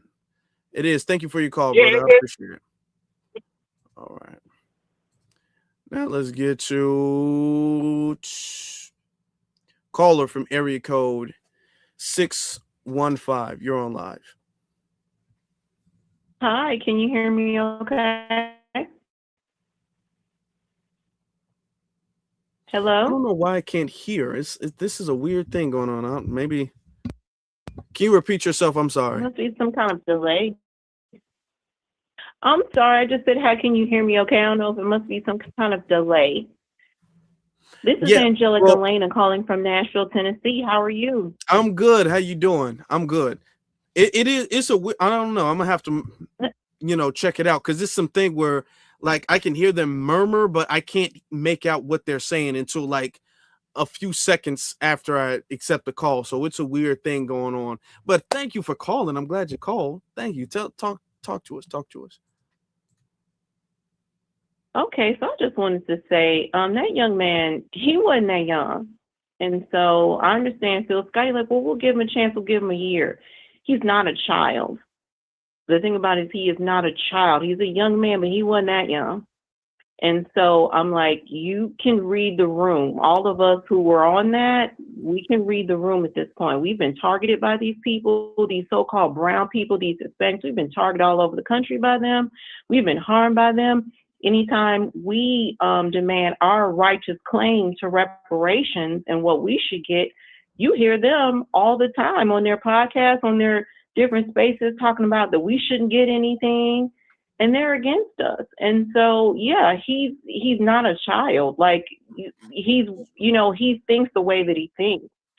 And we just have to realize that, and we all know this, the NAACP, they're just an affiliate for the Democratic Party. That's the bottom line. And so, and the last thing, and I'll leave it here, is that he's supposed to be an attorney. Like how we've been getting targeted all over the country by the cops, by all kinds of everybody. We've been getting targeted out here. We've been getting harmed. I haven't heard you doing anything. So he thought that by him saying, well, I'm a lawyer. As soon as he said, I'm a lawyer, I just kind of, I'm like, okay, here we go. Because we haven't heard about you. We haven't heard about you. We're out here getting harmed and we haven't heard about you. So I'll just leave it there. Thank you for taking my call. Black first. Yeah, Black first to you. Thank you for calling. I appreciate you. That's Mon, Angelica Lena. Not sure what's going on with the audio. I'm sure you guys can hear. Hopefully you all can hear it right. With me, it's like some issue. So we're gonna get to the next few calls because I don't like tech. That's a pet peeve of mine. I really hate that. But she made a really good point. He's not a kid. He's not just getting out of high school and he want to do something. And no, he knows. And he knows exactly what type of time we're on. I mean, it's not like FBA is this brand new thing that nobody's heard of. The NAACP knows about that. If you're on social media, TikTok, Instagram, Twitter, you know about it. You know about delineation. You know about all of this stuff. So there's very little, like maybe 6 years ago, I can maybe give a little bit of grace, but at this point in 2026, you're just going against the grain. You just have a different agenda. So we're just gonna have to be honest. We're just gonna have to be honest. Okay. Let's get to caller from area code 318. Hi, nephew. This is Auntie Bebe. How are you? I'm good. How you doing, Auntie? See, I can hear you well, but okay. I get you. My question is, I think Donald Trump really gave us the blueprint that you could get reparations through lawsuits. So I'm wondering why the ACLU or that attorney didn't mention, because I think the NAACP and the ACLU it looks like they can sue for reparations on behalf of FBAs. But I was doing, I'm doing my Google research and my ChatGPT. I don't see where they've ever sued for reparations for enslaved. I couldn't find anything. Have you heard of them? No. Those organizations actually suing on our behalf? I've seen where they support reparations, but I couldn't find any actual lawsuits. So I was wondering, have you? No, I don't know of any lawsuits. All right. Well, I'm sure they didn't, because from what I understand, most of them don't support cash payment reparations. Well, I just saw where they said they support reparations, but I couldn't find any lawsuits, but I saw where they could, NAACP and ACLU could sue. So, and Donald Trump, with his January 6th settlement, whatever, he's shown us that he's given them the blueprint now. So hopefully, I'm going to give that brother a chance. I know y'all say he's not that old or he's not that young. He's an attorney, so maybe we put some food on gave them some food for thought. So maybe that will be, I'm hoping that will be a path for them, because I don't think we're going to get anything from Congress, but that's just my opinion. Yeah. Well, all right. Well, thank you so much. I'll land my plane there. Well, we're gonna get it by nook or by hook. We're gonna find a way to get it. That's all I know. Oh, we're gonna find a way to get our reparations. But not from Congress. Now, but I think a lawsuit. Donald Trump as far as he goes, he gonna have to. Now, the way he was talking out off screen is like he's a hard-headed learner. He might mean well. I wish him the best, but he real hard-headed. I'm gonna say that He real hard-headed. I'm gonna say that. I wish him the best, though. I do. I wish him the best, honestly. Caller from area code 267. You're on live. Afro. Can you hear me? Caller from area Hello? code 267. You're on live. Can you hear me? Yeah, I can now. Afro. Yeah, I can hear you now. Oh, you hear me? Oh yeah, this is Curtis. My brother Curtis. I should have known. It was Curtis. You know, he called me on TikTok, y'all. Y'all know he made a TikTok profile and he called in on TikTok. That's how much Curtis he be rocking with me. But okay, Curtis, talk to us, Curtis. Yeah. I just kind of few words to say. Mm-hmm. First thing what he did, that brother for me, in NAACP, he disrespect. He came in with that shirt on. That was disrespect. You understand? And then I believe once you join, these black organizations, he took the oath. The oath means that blood in or blood out. So that means, like I said, I don't trust him because, like I said, anytime he gonna come with a shirt that he knows that never for us for over maybe 6-7 decades, he can't be trusted. I don't trust him. I don't. And if he got to do find some kind of work that he did to help people, don't forget these people, they can put up false things on his network or whatever would do. They can do that. The government can do that now. You understand? So if you do find something on his page, it may not be real. It may be already planted. Because I don't trust him. I do not trust him. And the government, like you said, they gonna ante up. You understand? They gonna give us our reparations. That's no ifs buts about it. Yeah. You understand? And I want to thank you. I want to thank you, Apple. I want to thank Phil. I want to thank Miss Jessica. I want to thank Vicky Dillard. I want to thank Demetri K, and all the rest of your brothers. Because when that brother said, when that guy said talking about he was back and down, man, I thought it was gonna be a riot. You should have seen, man. I was sitting in my seat. It seemed like it was gonna be. It almost turned into that. It almost did. So. And that guy, I ain't gonna talk to him, but that guy in the background that was screaming right there, I heard another voice talking about, man, won't you just shut up? Who was it? Who told him to shut up? That guy that was agitating. Yeah. Somebody told him to shut up. There were people. There was a slight chance that if a few more words were exchanged between them and the other dude, it would have turned into a fight. Like, because they were yelling so bad, security started like creeping up over there, like, oh, this tension. He's lucky. He's lucky because he was like several feet away. He was several feet away. He had to like cup his hands so we could hear him. So he was that far away. But like if if they kept yelling, it might have been something. Yeah, y'all hate. But the thing is though, like they say, that lawyer, he took the oath. I'm telling you, because when you join the NAACP or these black caucus, you got to take an oath. I'm telling you.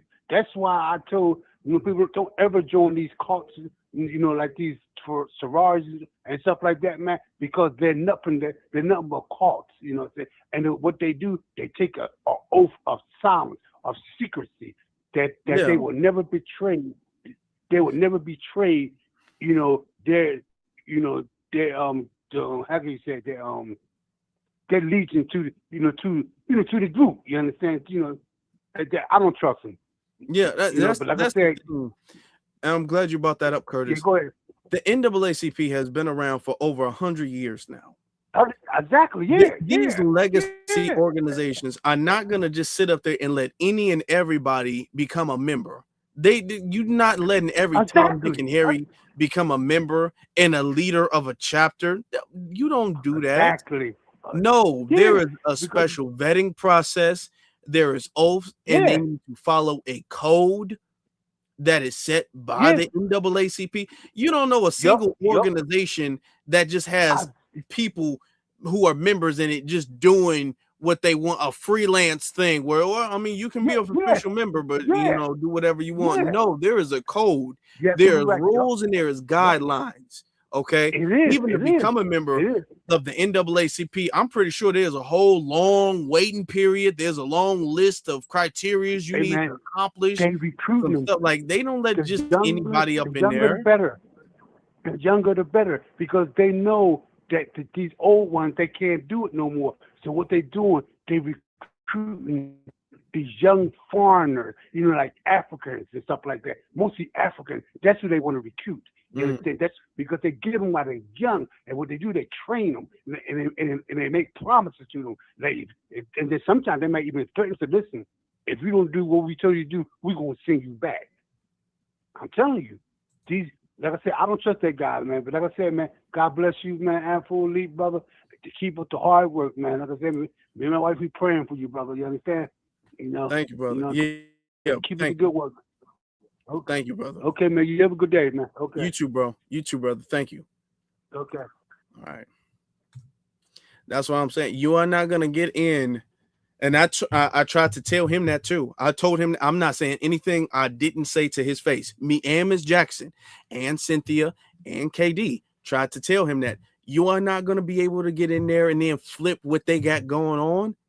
If you want, listen, y'all. A lot of y'all want to help, and if y'all want to help and y'all want to form some type of group or an organization, I'm not a part of any organization. But I don't think organizations in and of itself is a bad thing. I don't think all organizations are bad just because I'm not a part of one. Okay. Organizations are what the leadership is. Whatever the leadership of the organization is, whatever direction the leadership of the organization is, and the agenda that they got going on, that determines the quality and the authenticity of the organization. So y'all can start your own organization. It really don't take that much, honestly. But there's a lot of the NAACP, this group. There's a whole lot of, I see the leadership of these organizations and their stances on things, and I say, nah, I'm gonna do independent stuff. Okay. Because once you join these organizations, now there is a requirement to do this, not do this, say this, not say this, and I'm not about that. If you want to start your own organization about foundational Black Americans and delineation or reparations or whatever thing you want to talk about, you can do that. But you're not going to sit up there and join somebody else's organization and then think you're going to just do what you want to do. That's not how nothing works. You wouldn't let nobody come in your organization and do that. If y'all started an organization, right now, y'all would not let no Hispanic come in there talking about we need to go with some Black and brown stuff. Okay. Y'all would not let a tether come in there talking about we need to go back to Africa. Y'all would not let that happen. Y'all wouldn't let nobody come in there and flip y'all organization. So they ain't gonna let nobody flip their organization. That's just what it is. Let's get to the next caller. We got caller from area code 404. You're on live.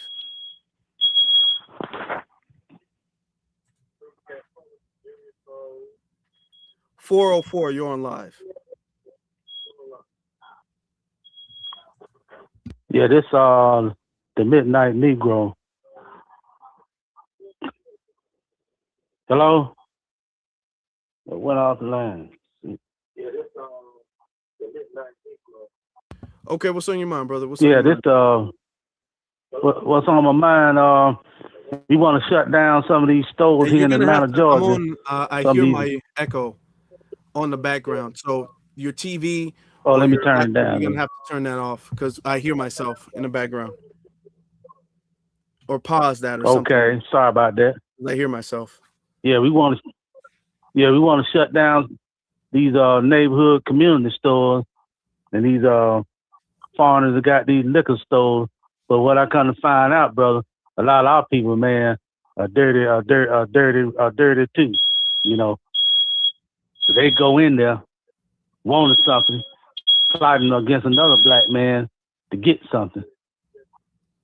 And I think it's sick, you know. And these union goons, these black union organizations, they're a bunch of goons and sororities and radio Negroes out there. They on there playing all that filthy music and talk shows. They Democrats. They shields too. You know, we're gonna get together and shut them down. You know, we got our own thing going on here. We got our low FBA local flavor here in Atlanta, GA. We shutting down all black Democratic meetings, unions, and meetings, demos, all kind of stuff like that. You know, but some of our people need to be straightened out too, brother. You know, that's all I got to say.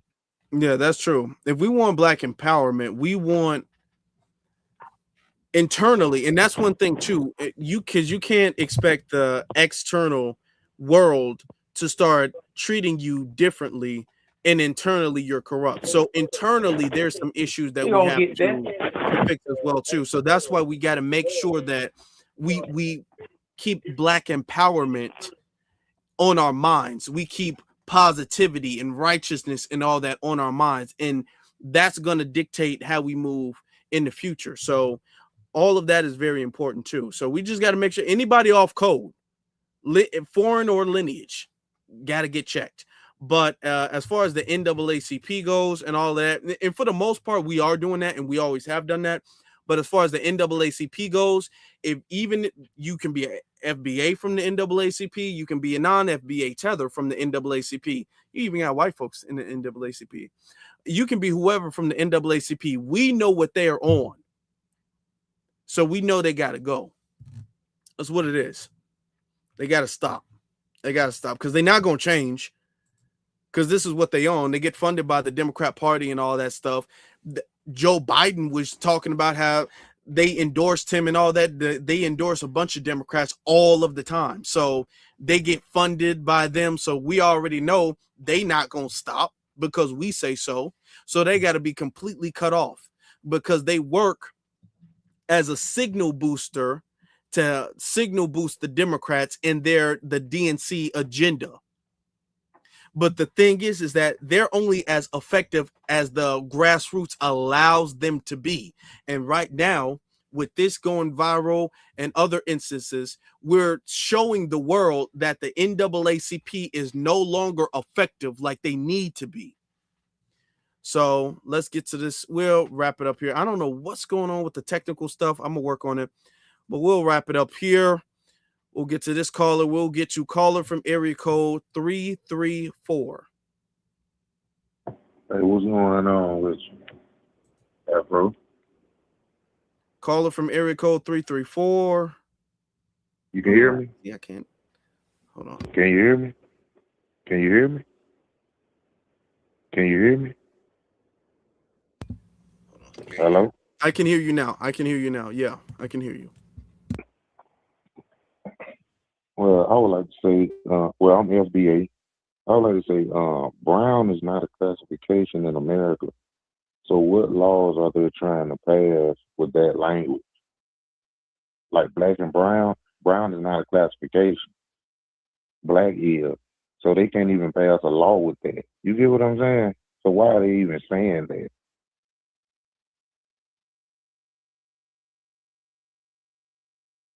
Hello? Hello? You know, that's a good point. You don't put brown is not on the census. They were fighting. Remember, they were fighting so brown wouldn't be on the census. And actually, back in the day, when the term black and brown was being used, black and brown was honestly originally being used in reference to black people. It was not all inclusive, all people who are not Caucasian word. Remember the song Ice Cube? It was F the Police by NWA. Okay. And Ice Cube, he said something like something about the police, and then he said they got it bad. He said something about they got it bad or something because I'm brown. Okay. Rappers back in the day, they used to refer to black and brown, black or brown people. They used to refer to themselves as that. It wasn't until a massive amount of Hispanics started immigrating to America And then socially, they started adapting the term brown. And we just kept on the term black. We stood to black. And we kind of like culturally refer to them as the brown. So now black and brown became really a term that was like black people and Hispanic, because when you hear brown, you really don't know what that means. Because are you talking about Hispanics? Are you talking about Arabs? Are you talking about Indians? They're all brown. Like, who are you talking about? You know what I'm saying? Like that. So it was never like an actual classification, not a legal classification. Okay. So you make a good point. So when they say, and that's the issue with the word brown, it's ambiguous. It can mean whoever they want it to mean. Okay. There's white passing Hispanics that will say they're brown when it benefits them, and then they're white when it doesn't. Okay. So yeah, we got it. That's a good point. And they also say I'm gonna let you get the last us. word, and then I'm gonna wrap it up there. Okay. I believe we can't vote for Democrats no matter what they say. We have to let the party crash and burn and rebuild it from the ground up. No matter what they say, we have to let the party crash and burn and rebuild it from the ground up. No matter what they say, we have to let.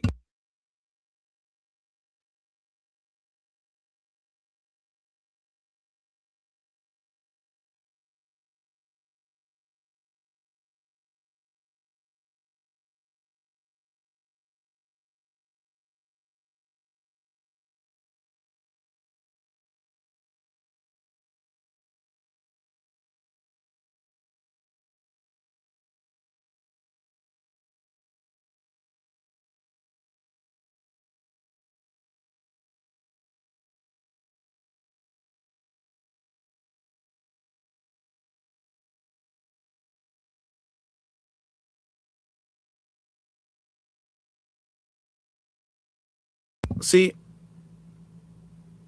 can you guys hear me now? Can you guys hear me now? Okay. Okay, there's no okay. All right. Yeah, okay. Y'all can hear me now. That's good. I don't know what's going on, but it's okay. It's okay. It's cool. It's all right. It's all right. There's just some stuff I got to work out. I don't know what it is. It's some stuff I got to work out. We'll do more call-ins. We'll do more of that this month for sure. We didn't do as many last month, but we'll do more this month. It's like some weird audio thing.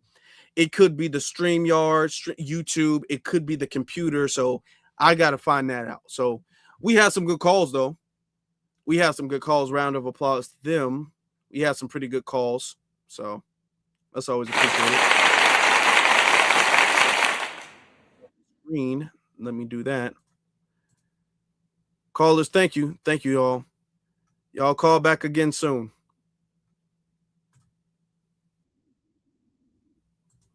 All right, y'all call back again soon. Let me get to the super chat over here. Okay, sound. Okay, y'all saying the sound is good. All right, the sound is good. So, all right, thank you very much. And then Restless No More says Democrats equal immigrants. They don't care about FBAs. They never will care about FBAs. We can't let them fool us anymore, family. No, we can't. We can't. If we know what they're doing, if we know their agenda, if we know and we continue to go along with it, then we can't complain. That's what I'm saying. If we know this is what they're pushing, this is what they care about, this is their agenda, and we say, I guess, and we continue to do it, then therefore we forfeit our right to complain. That's what I'm saying. We know better, so we do what? We do better. When you know better, you do better. All right? It's like, for all of you all who have children, Your kid, 3 years old, 4 years old, 5, around that age where they just play with everything. Let's say 3, 4, right? They just wild and playing with everything. You tell your kid, don't play with the stove. You're gonna burn yourself. Don't be playing in the oven, playing with the stove, all of that. You catch your kid, the first time, they don't know. They just curious, playing with everything. Now, the second time, I already told you. I told you not to do that. Now, the third time, okay, well, now I got to put you in a corner. Okay? Now I got to put you in a corner. Now I got to tap your wrist. Okay? Now there has to be some type of discipline. All right? Because you know better at this point. You know you're not supposed to be doing that, even if you don't understand why you're not supposed to be playing with the stove. Okay? Because it's kind of hard to explain that you can accidentally turn the eye on or turn the stove on and burn your hand or anything like that. Or it's hard to say you were going to set the house on fire. It don't matter. I don't got to explain nothing to you. You're 3 years old. If I tell you not to touch the stove, don't touch the stove. That's it. Okay? And if I catch you doing it again, you already know you're not supposed to. So now it's going to be your punishment. That's it. Okay? Now, it's punishment time because they know better. So now you're going to hold them to a higher standard because they know better. Before, when they didn't know, you could just tell them. But now that they know better, now you have to hold them to a higher standard now. Okay? And that's the standard we're holding ourselves to. We know better. We know. I understand what they were on in the 60s when they were talking about black and brown with the Black Panthers. I understand that. It was a mistake. But at the time, they didn't have any reference. They didn't have social media. They didn't have the internet. They didn't know better. I'm not trying to insult their intelligence, but I'm trying to be honest. They didn't know better. Dr. King, even himself, he admitted, hey, I didn't know better when I was talking about brown kids or black kids and white kids sitting at a table. He didn't know better. There was no reference. There was no internet. Okay? There was no social media. You didn't have cell phones at the time. Didn't know better. We know better now.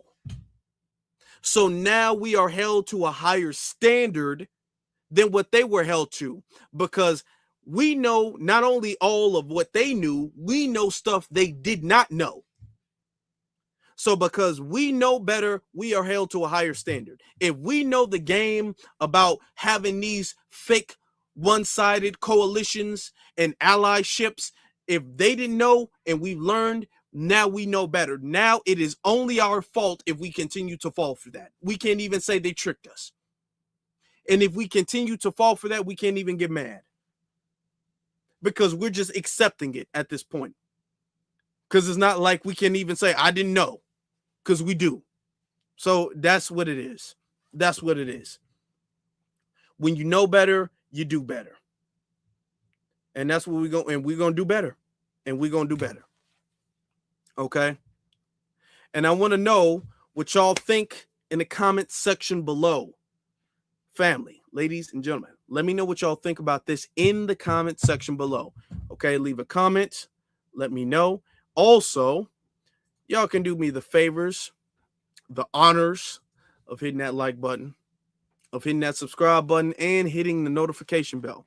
I would tremendously appreciate that.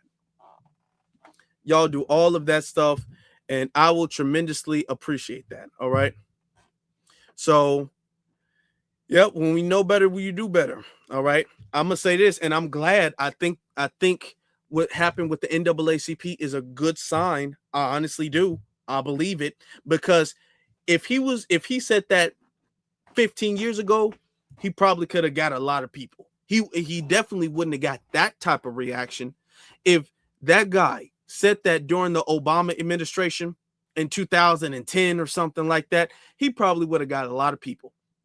He, at the very most, even if you want to say he wouldn't have got everybody, he wouldn't have got that type of reaction. He was damn near booed off stage. Okay. I'm talking about, I saw folks pulling out pitchforks and torches out of nowhere. I'm like, where's this angry mob coming from? He wouldn't have got that back then. Fast forward to 2026, and now you have that. Why? Because back then we didn't know better. Now we do. So when you know better, you do better. And now we're doing better. And we're showing you that we're doing better. So I'm glad. I'm happy about that. I'm happy about that. And I'm happy about it because Black empowerment is what we do here. So we are Black first, forever, and always.